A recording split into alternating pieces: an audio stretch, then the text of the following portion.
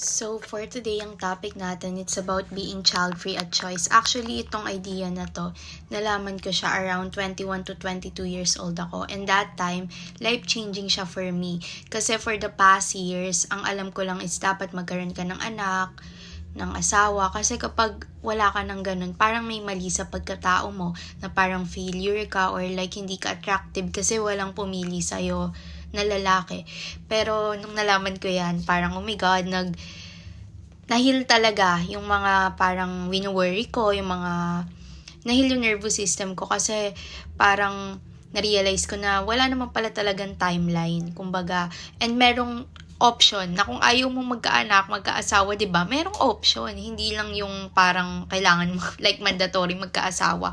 Kasi feeling ko yung society natin parang ayun na yung normal na parang life mo yun, life purpose na kapag di mo yun ginawa, parang may mali nga sa'yo, ganun. Pero naisip ko, parang napatanong din ako sa sarili ko, gusto ko pa talaga magkaanak? Talagang gusto ko yun sa sarili ko? O dahil kasi yun lang yung expectation sa society natin? And yun, so syempre nagtanong-tanong ako sa sarili ko, nagkaroon ako ng reflection, and parang na-realize ko na hindi ko naman talaga siyang gustong-gusto sa sarili ko. Like, hindi ako naiinggit actually sa may mga anak, or like parang hindi siya appealing sa akin.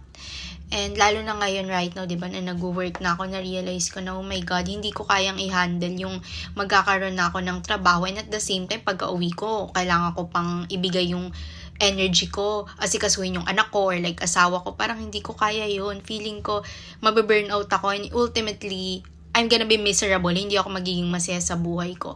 Kaya ngayon more on like nag-iisip ako, gusto ko pa talaga to?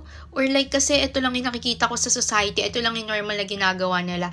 And don't get me wrong, I'm not bashing mother. Kung gusto nyo talaga, 'di ba, pangarap nyo magkaroon ng pamilya, gawin nyo yun. Kumbaga, ang point ko lang, parang huwag naman kayong judgmental na porket walang anak or asawa yung tao, lalo na nasa 30s na sila, na may mali sa kanila, may baog sila or ganun.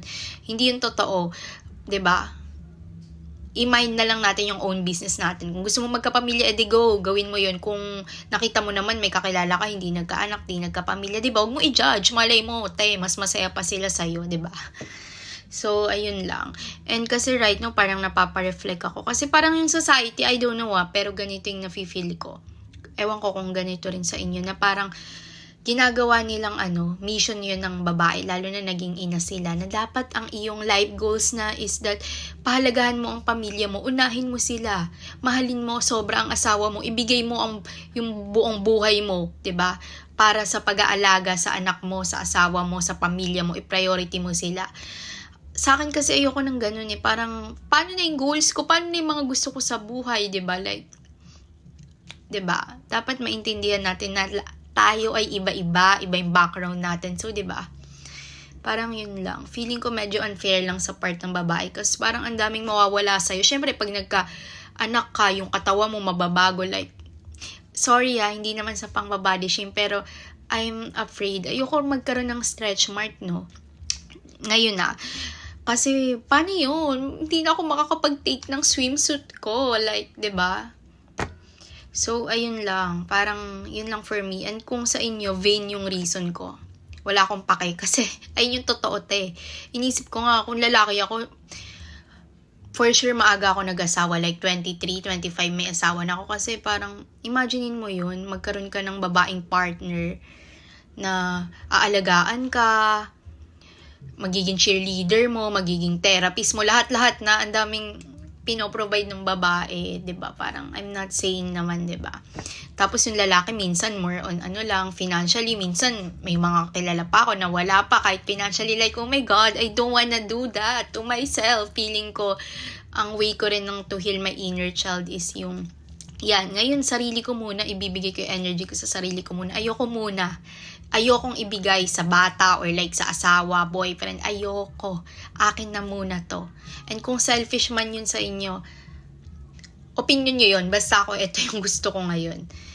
So, ayun lang din. Kasi parang nagre-reflect ako talaga.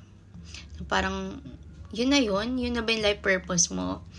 Mag-work, magkaroon ng anak, ng pamilya, and then mag-work na mag-work hanggang sa mag-retire ka and then you're gonna die. Ako parang, I don't know.